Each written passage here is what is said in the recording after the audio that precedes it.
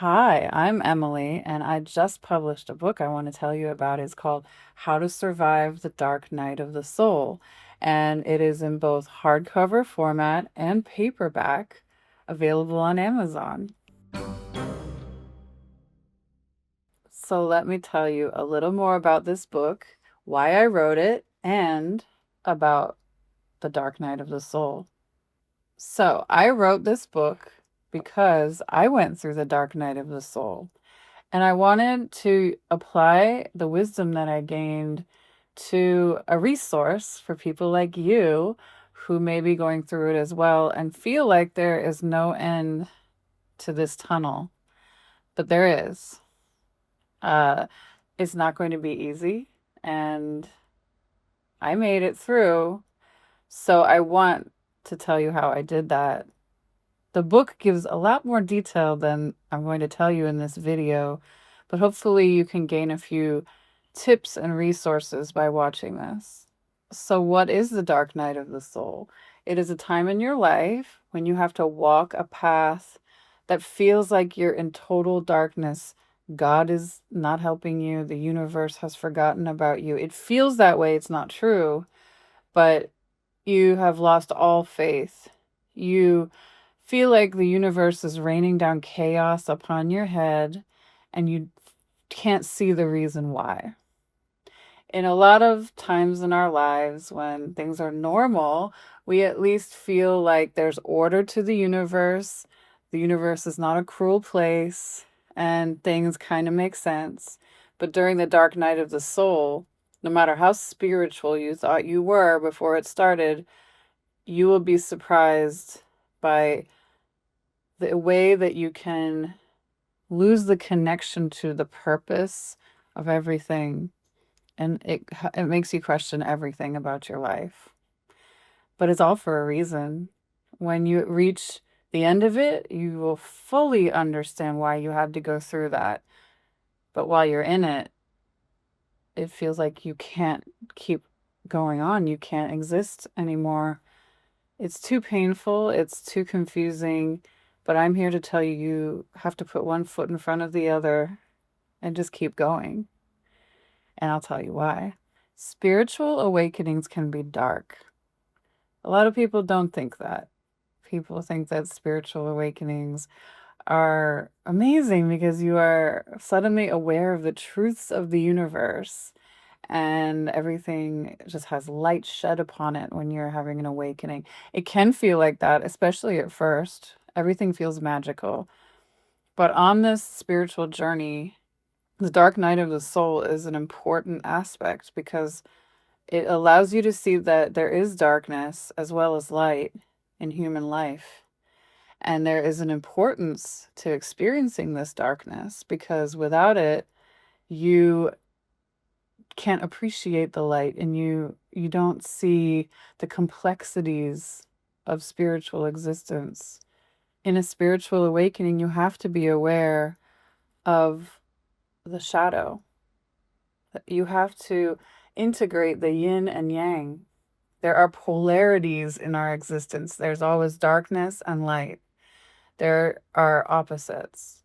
And if you are always living on one side of the spectrum where it's light and hopeful all the time and you are always positive, then you never really get to experience the truth, which is everything, all parts of the spectrum. You have to know both the good and the bad about life and about the spiritual journey in order to have real wisdom. So, spiritual awakenings can be dark, and there is such a thing as spiritual depression. What does that mean, spiritual depression? There's normal depression and then there's spiritual depression. Normal depression is being sad about things in life not going your way. Spiritual depression is that plus losing total faith in God. During my dark night of the soul, I still believed that there was meaning in everything in the universe. I just stopped believing that there was a good meaning in it. And when you lose faith that life can be beautiful, the universe has a purpose for everything you're going through, and you feel like you've been thrown in the trash by the universe or God, you really hit rock bottom. And it can be something that most people around you don't relate to if they don't have that level of connection with the divine. And so we come to a time when we experience the death of the ego. Ego death is an important aspect of any spiritual journey. And I don't think most people who use that term know what it means. It has been watered down, it's a cliche now. In fact, the ego doesn't actually ever die. Well, it dies when we die in the way that humans know death. When you die in this lifetime, your ego dies, and then you take on a different role in the next journey. But your ego is what allows you to be an individual in this life, and it's part of being human. So your ego really doesn't die. What happens is you stop caring about everything. So you kind of lose the personality that you once had. You're still an individual. You still have an ego in some sense of the word because you are able to experience life here without that kind of lens. You couldn't. However, you have an experience of non attachment. That's kind of a Buddhist idea, but non attachment is a spiritual philosophy that has existed in most pagan religions or all religions at some point in the world. So it's an important part of your journey. You stop caring about all the things you cared about before. You actually start to lose the feeling of joy that you once had during certain activities. You stop looking forward to things in the future. This is part of the dark night of the soul because it's really sad. And it's like grieving the loss of you, of yourself. You died, and you have to find a new way to exist. You have to invent a new path for yourself, a new identity, or accept that you don't have one, which is the truth, because we're all souls having a human experience. All the stuff that's happening here is just made up anyway. And as you're having a spiritual awakening, you realize that this is all an illusion. But to lose all the things that you've built up in your lifetime to be about you, your career, your relationships, where you live, what you think you like and don't like. Do you like pistachio ice cream? Maybe you just don't really care. And when you don't have all those attachments that felt like they were what was driving you in life, you kind of reach a really dark place.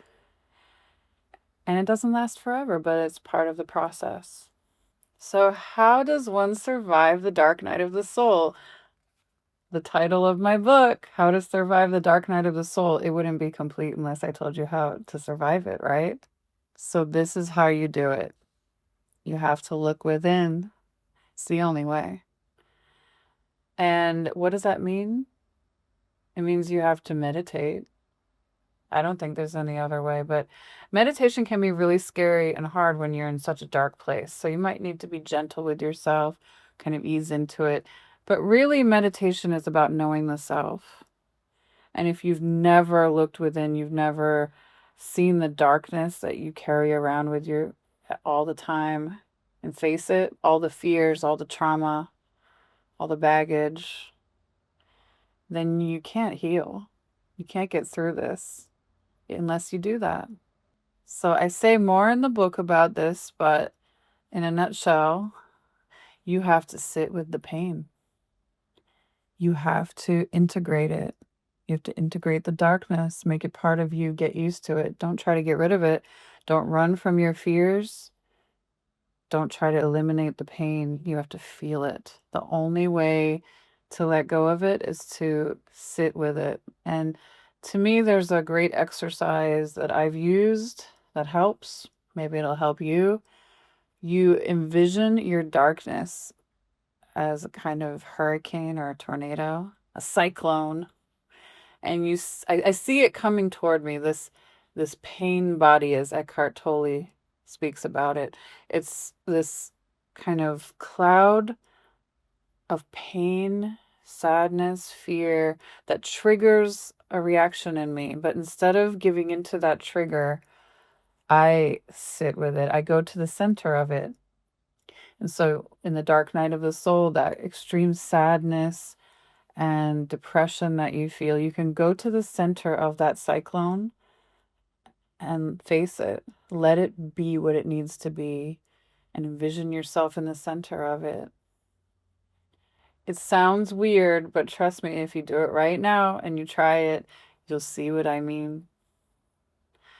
There are other ways to integrate the darkness into your life, but they all have to do with looking within and facing it instead of finding band-aids to temporarily relieve yourself of the pain or to be in denial.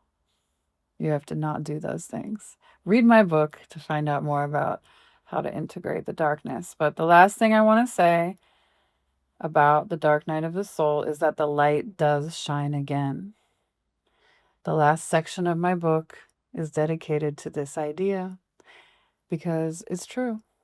There is an end. You're walking through the dark tunnel, not knowing where you're going, why you're here, and if God even cares about you anymore.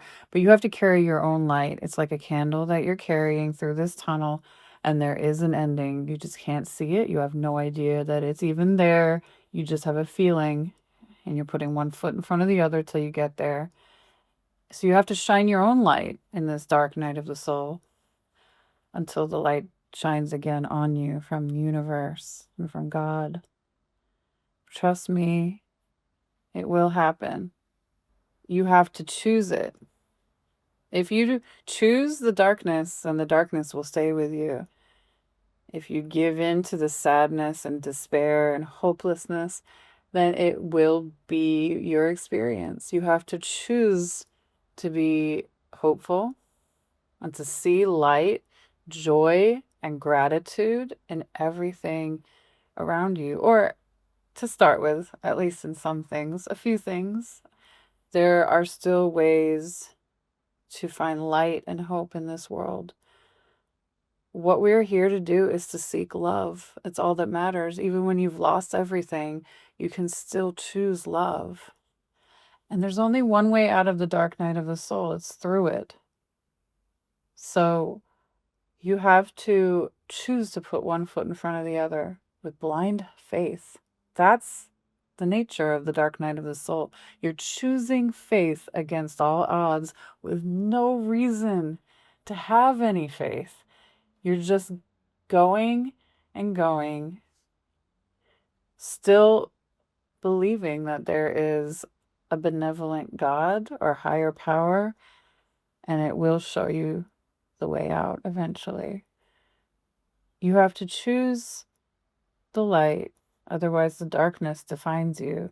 And that's not the goal. You're not here on earth to be sad and depressed the rest of your life. Life is so precious. Don't waste it feeling sorry for yourself and feeling like a victim of the world.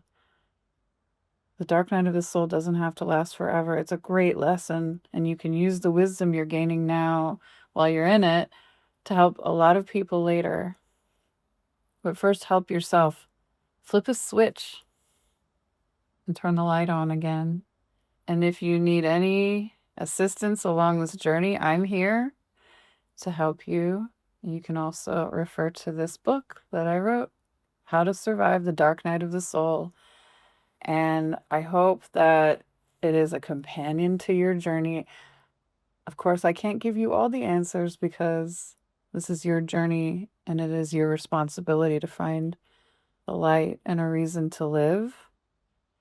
But the book will help you identify the patterns and the answers that you seek. So I hope to work with you someday. If you'd like to book a session, you can go to my website, wellnessoneness.com. And if you read my book, please leave me a review. That helps a lot. And thank you.